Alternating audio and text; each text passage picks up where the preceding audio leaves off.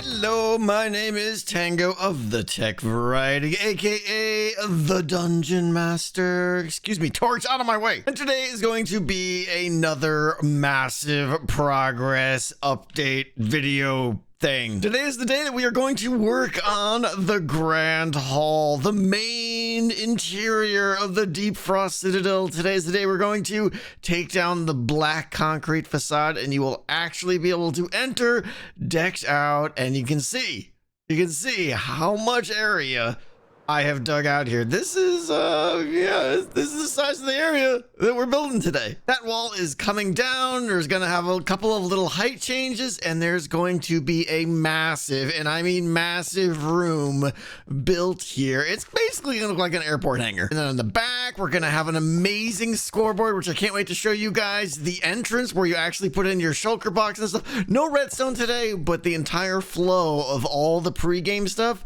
is gonna be done, and I think you guys are going to absolutely love it. Now, besides digging gigantic holes, I've also been gathering a ton of supplies for the build today. We have all the blackstone from the Piglin bartering farm. We have deep slate, which is getting hard to come by. Hey, does anyone need a few hundred smithing tables? Tons of polished basalt, tons of skulk. We need a lot more of this. Trees from our new tree farm, and we've got all kinds of little miscellaneous supplies, ice, candles, and whatnot. I'm pretty excited to build this. Before we get started on the build today, though, we've got some very important business that needs to take place. I just watched Scar's video today, and he is completely infatuated with this guy. B-Dubs has opened a shop here where he's selling all his stupid heads, and I need to get one. This one here, the bald one, bald B-Dubs.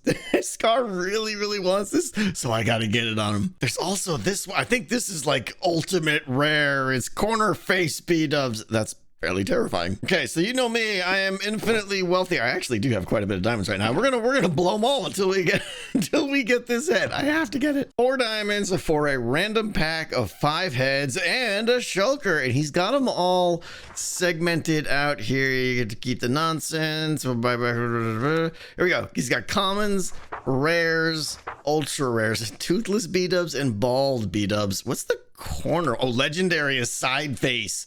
Okay. So I want bald and side face. These are the ones, that one and that one. Those are the ones we want to get. So let's see, I think we put the mud. What is happening here with all this money? Oh, this is Scar. He overpaid. 1, 2, 3, 4. You know what? It might not even be there. All these people paid already. We're going. Hit me with bald B-dubs. There it is. Finally. Okay. Oh. What did I get?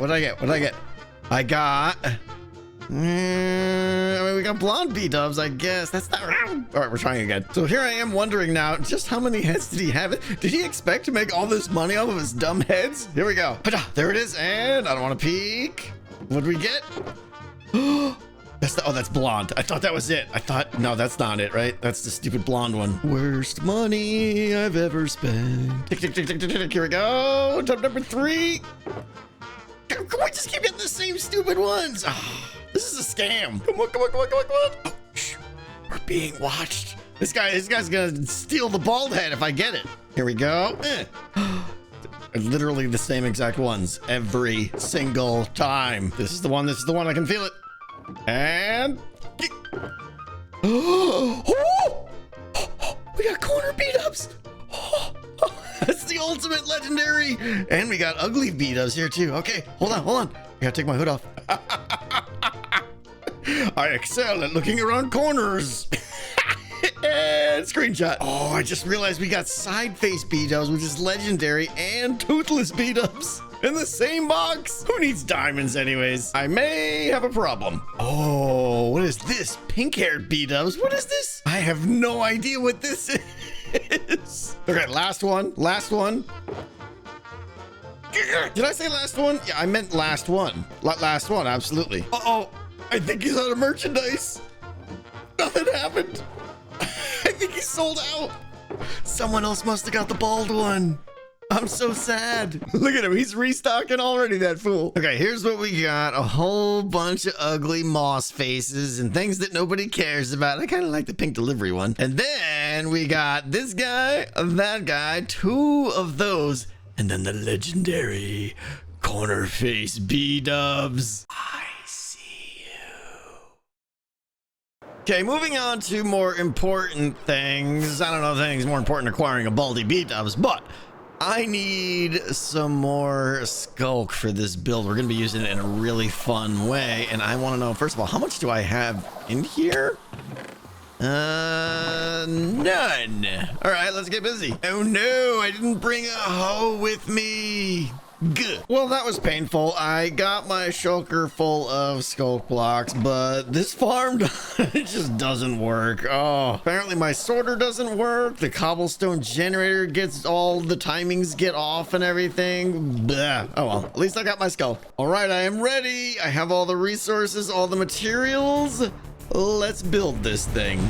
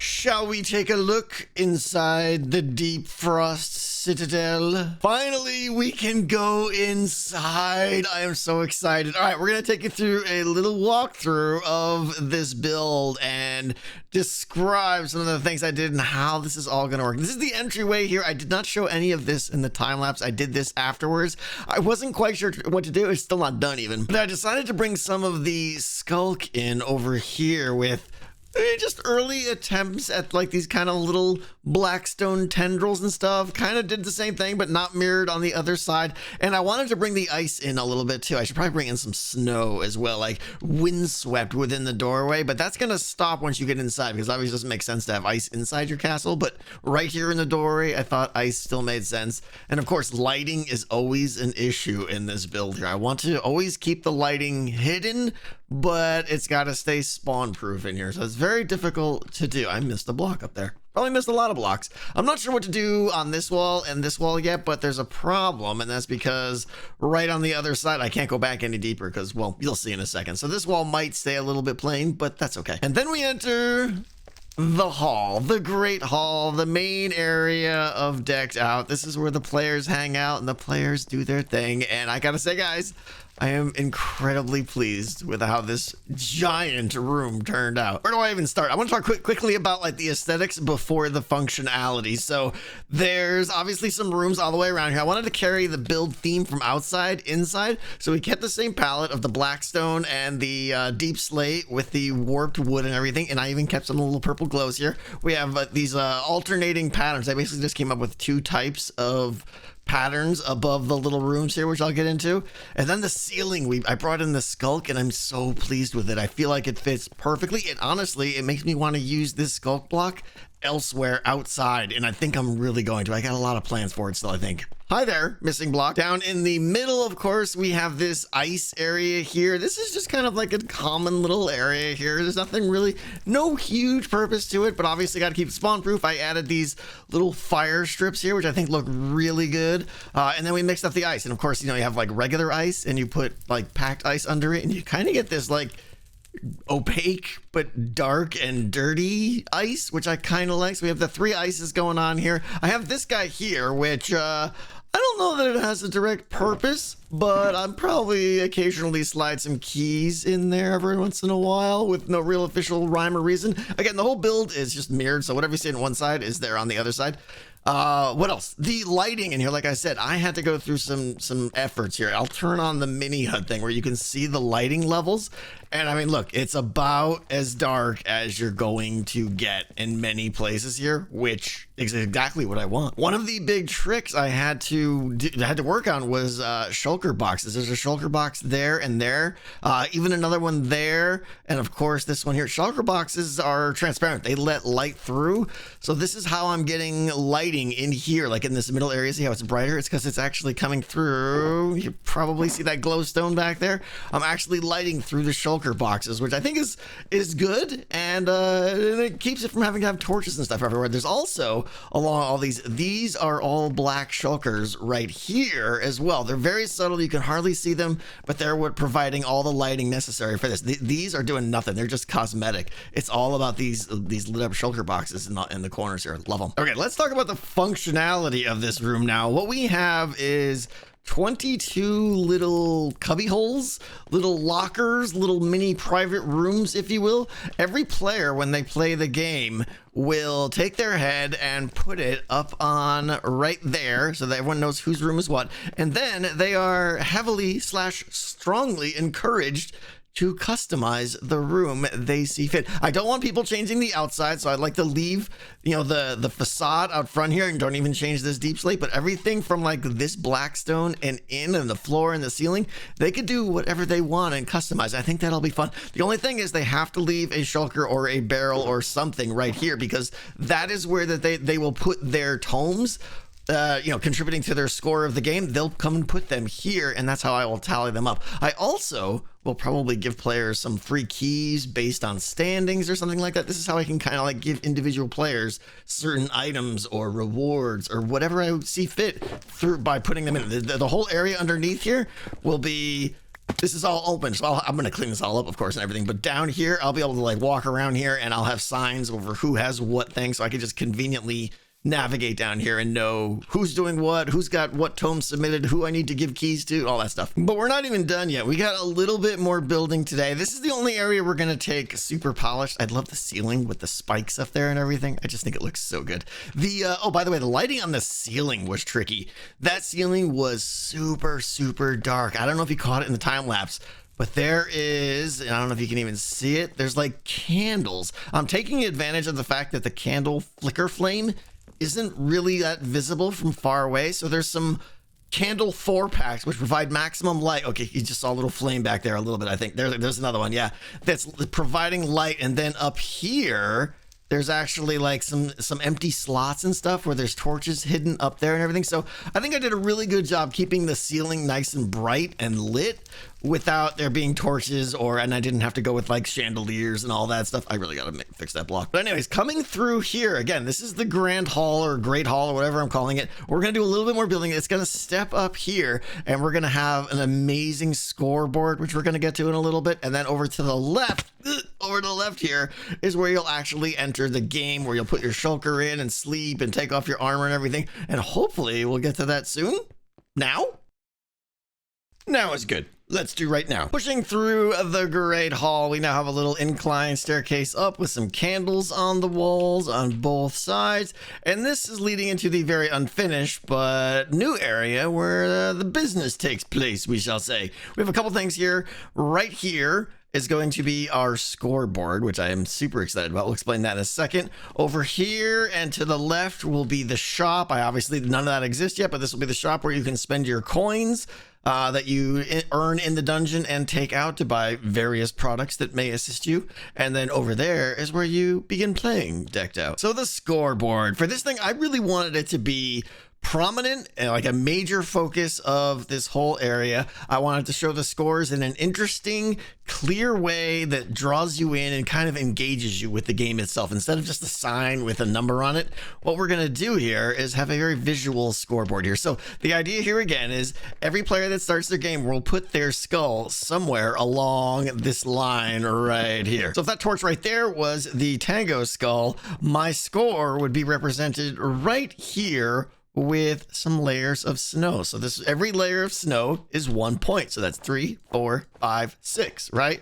So right now I have 6 points. Next to me is, we'll say Impulse, right? He's there, and he's got 1, 2, 3, 4, 5, 6, 7, 8, 9, 10, 11, 12 points, and he's winning, you know. And then there's someone, maybe Corrales, because Corrales is crazy and plays all the time. Maybe he's got, you know, 26 points or something like that. But what's going to happen now is we're going to have like essentially a bar graph or a bar chart of all the players in the game and their visual score here. And the good thing is when it, you know, it'll be dark in here, we can use our good old friend Lichen on the back here, and it's gonna like cast this glow. You can't see it now because it's daytime and there's no roof and stuff, but it'll be dark, and that light back there is gonna like really shine a light on the skulk background. I think it's gonna look absolutely amazing. So yeah, 1 point for every snow layer, and then eventually if someone gets to the top, all I gotta do, I mean, I'd have to redo the board, but all I have to do is change the scale. I could change the scale to 2 points for every snow layer, and it would all stay relative. So it scales up as much as we need. So imagine we're gonna eventually have something like this, just skulls all along and various little charts here. And I'll probably put a sign. Actually, no, scratch that. We're going to put the skulls right there on top, sitting in front. That way it leaves we could have a sign in front there. We can put the person's name and then their actual numeric score. If you want to know, like, you know, how many is that person had? You don't have to try and count the snow layers. You can see, you know, Tango's got 3, Impulse has got 15 or whatever right there. Now turning left, and I want to stress this is nowhere near done or even closely making any sense whatsoever, but this is where the actual entrance to the game will be. Very much just crude layout right now. You'll put your key in there and the door will open like so. The light will stay on when someone is active and the dungeon, someone is playing decked out, so that other players come up will know lights on. Okay, I can't play the game yet. So you put your key in, the door will open up just like last time. You go in through here. This first room, again, I'm trying to force the flow a little bit more here. There's going to be a bed and the chest here, and the sign right up here will be very clear.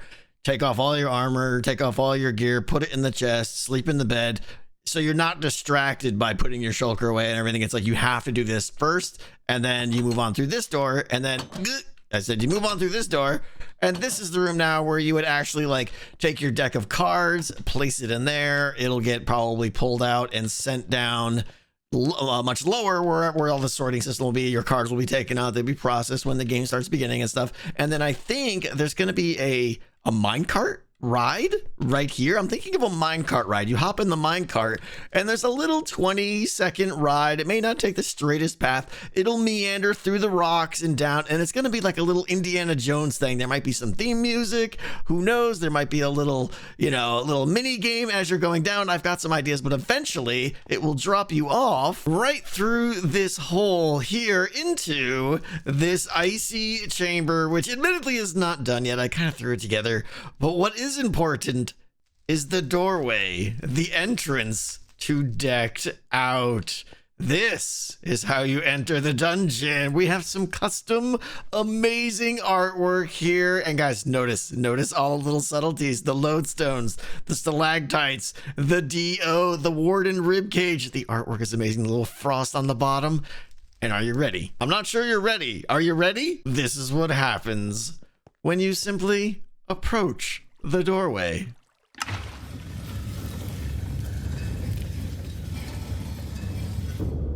Yes! Oh, it's amazing! So we'll restart in 1 minute, and then you just simply go through. And the doors close behind you. Oh, I know. It's pretty amazing. I am smiling from ear to ear. What is this wizardry, you say? Well, I'm glad you asked. Let me show you. I'll be happy to show you what is going on here. It's custom models, as you might expect. Oh, look at the textures on the inside. I didn't even notice this before. Look at this. Okay, in here, hang on. Oh, I'm breaking things I shouldn't be breaking. There is armor stands inside water streams. The water, they're on top of honey blocks, and basically all we have is an alternating water current that's 3 blocks long from here, and then there's another dispenser right here. By the way, all this, I have extra tricks to hide this, so you don't even have to see this, but we're not there yet. We'll get there. This door's gonna get even better. But basically the dispensers flip-flop, and they just change the current in the of the water stream. You know, like this one will suck up this and the other one will put water there, and the armor stand will flow back the other way very slowly because it's on the honey block.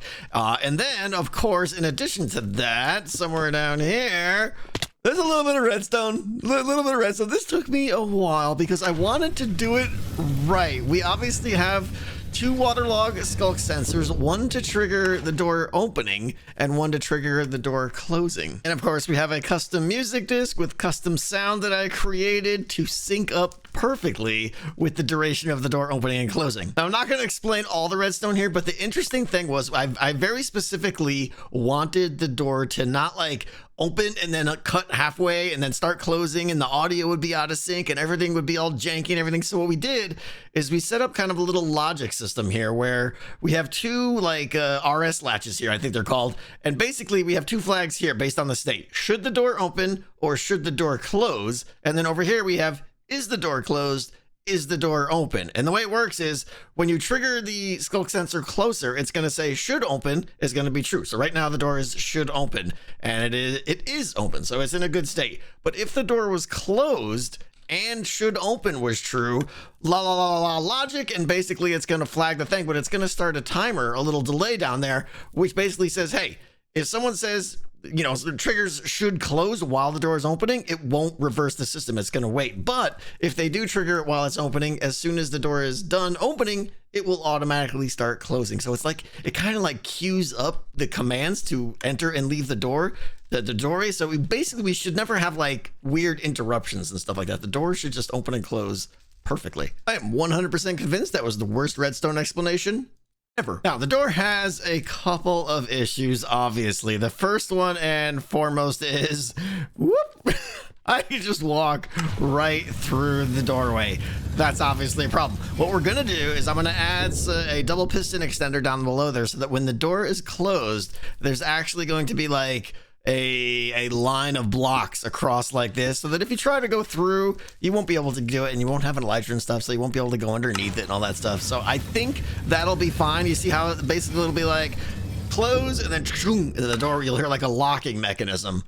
Looks like we have some issues. Why is the door opening and closing? So I may still need to tweak the redstone. We'll see. Now, the other thing, and I know a lot of you guys are going to say this, the art doesn't fit Minecraft. I get it. You're absolutely right. It doesn't. I was willing to accept that because I just think it looks so cool. But, you know, if that's your opinion, I respect that. And, you know, I wanted to have a cool looking door, so I think we've accomplished that. So yeah, like I said, we're gonna do a little bit more work here. I think make it look a little bit better. It is late, and I like I said, I just rushed this room, so we may redo this entire room. I don't know. We're gonna have a little tricks to hide this stuff here, but more, you know, and this room here is definitely not done yet, but this is getting close to what the entrance to the game will look like. And the reason I have this split here is because if the Ravager gets up here, you can still kind of like jump off to the side and get going here. So I wanted that split there. And those of you paying attention are going to be saying, hey, how do you leave the dungeon? Because there's no way to open the door from this side, and there's not even a way to get back up there. And I think what I'm going to do, I was originally going to put the exit right here, but now that we got some redstone there, I might put the exit like right here or something.